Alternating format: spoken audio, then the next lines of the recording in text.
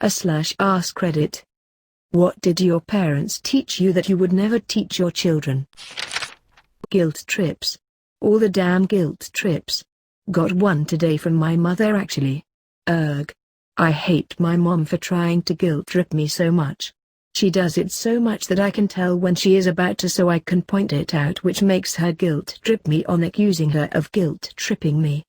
It's a vicious cycle. I pay for the roof over your head, the food on the table, the clothes on your back. Blah blah blah blah, like yeah.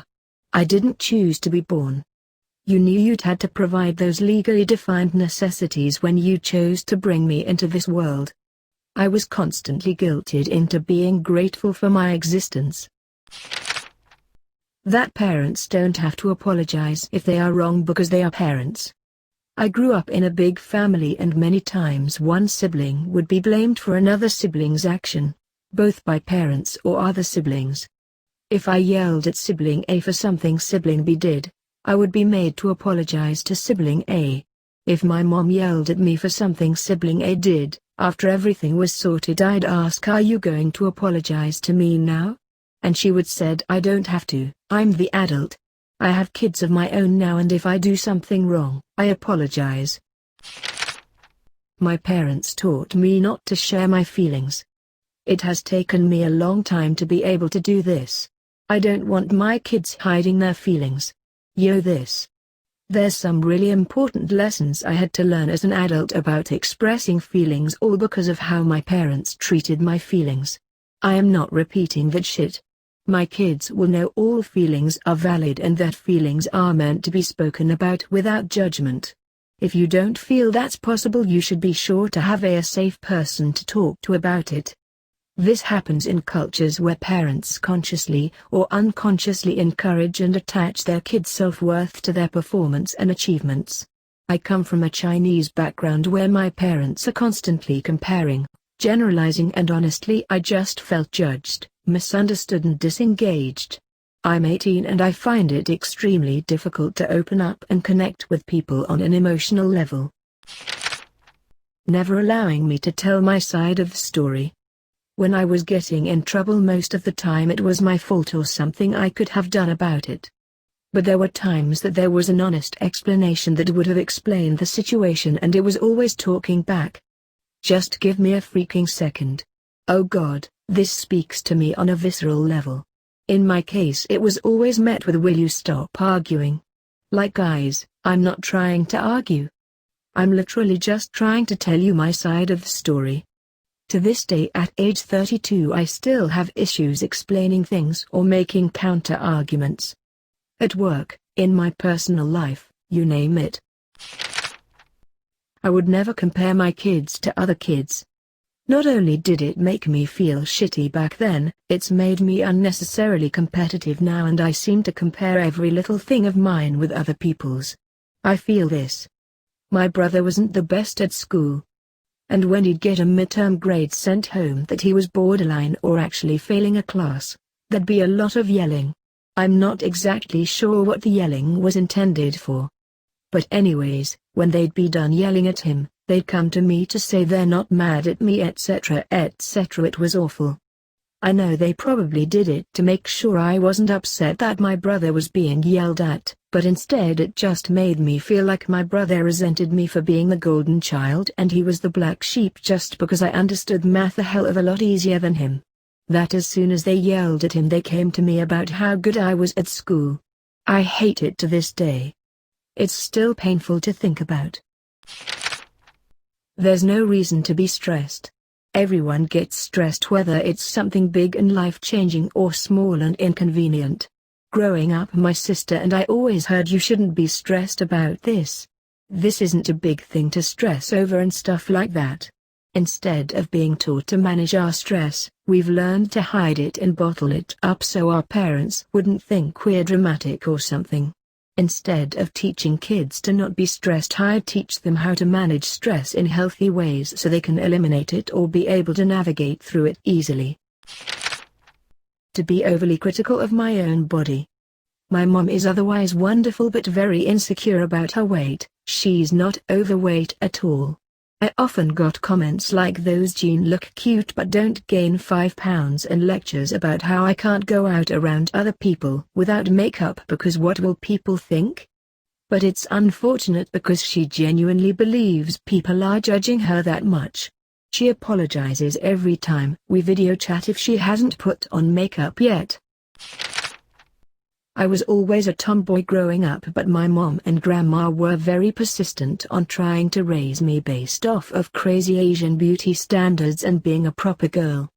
Wouldn't let me play outside because they didn't want me to be dark, always forcing me to wear clothes I wasn't comfortable in, making sure I didn't play with my male cousins' games or toys even though I hated playing with dolls. I honestly think they were afraid I might be lesbian or undesirable to men. 30+ years later they complain that I'm old and worry I'm not married with kids. It's because they left me with extreme low self-esteem and self-confidence, which lead me to make horrible choices in relationships. That my emotions are their fault. Growing up, my mom would get frustrated with me and then lash out. She would then say something like, "I yell because you're making me so angry." No, was just a kid doing kid shit. You yelled because you're not in control of your emotions. I've caught my mom doing this with my daughter and I call her out on it. "You can't put that shit on a kid." I let my daughter know that what she did may have been unkind, or need correcting, but she is not responsible for the emotions of the adults around her. The most important thing I'll teach my children is to be good, but don't be nice. I've been a doormat my whole life just because nobody ever taught me the difference between being a decent person and a doormat. I'm 30+ and I'm still working on this part of my personality. I don't want my children to go through this, ever. Just because you, the parent, has it bad as a kid, doesn't mean that your children's problems aren't big either. My mother always told me I had no reason to be depressed, and that her life was so much worse when she was a kid. She then proceeded to ignore my depression, something I felt with my entire teenage life. I told my mom that I may be depressed and she told me, "You think you're depressed, imagine how I feel."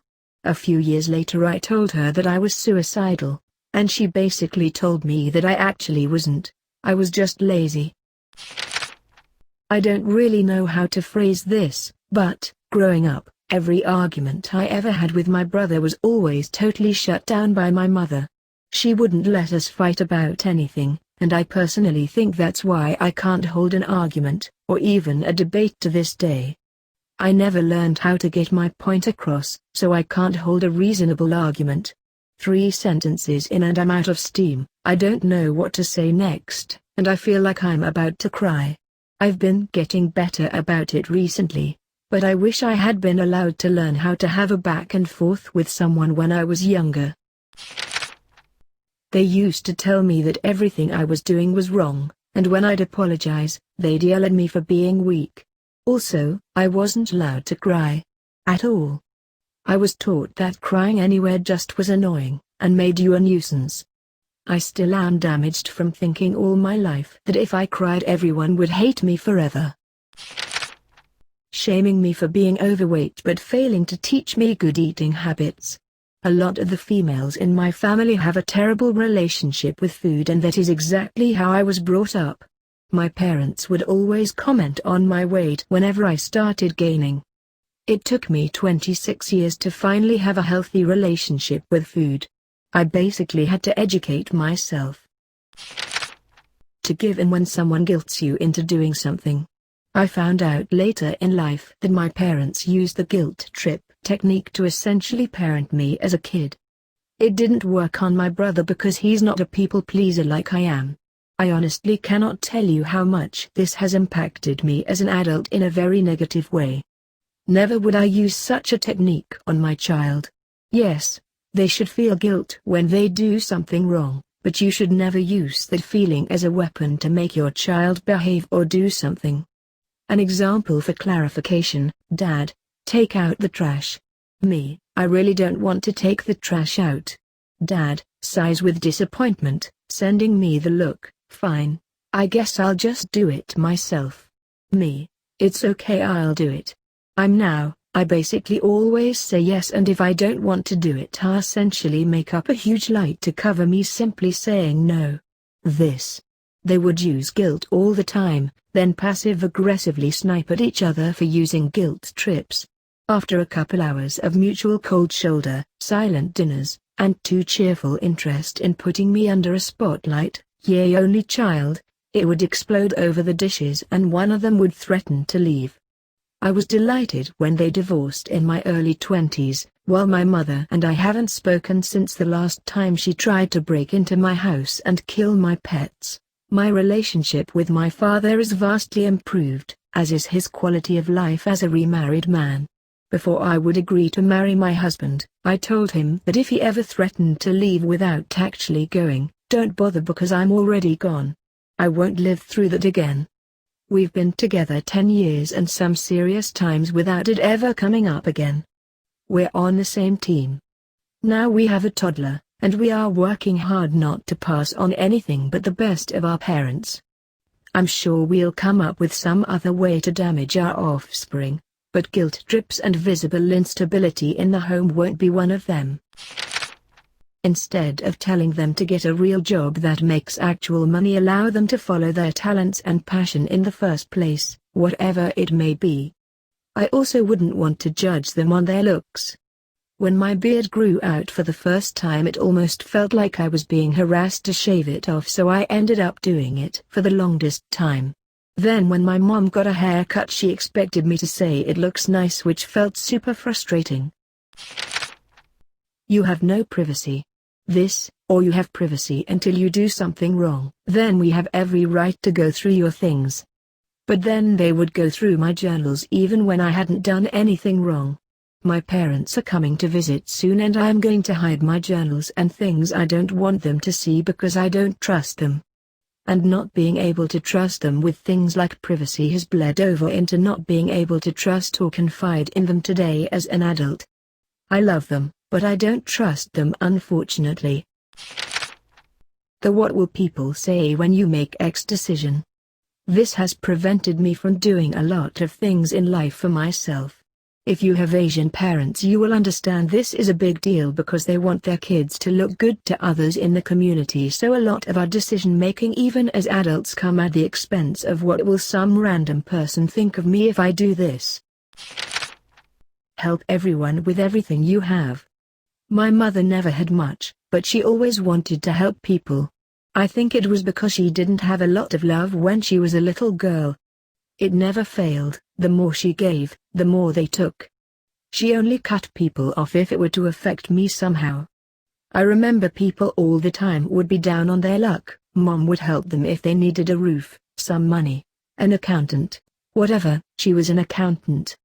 As soon as they could stand on their own 2 feet, they'd leave and never come back, keep in touch, or repay her. She did without so much for other people, myself included. I would teach my kids that it is never wrong to help someone, but sometimes it's not right. Sometimes you have to put yourself first. And that's okay, because the only way to help someone else is to help yourself first.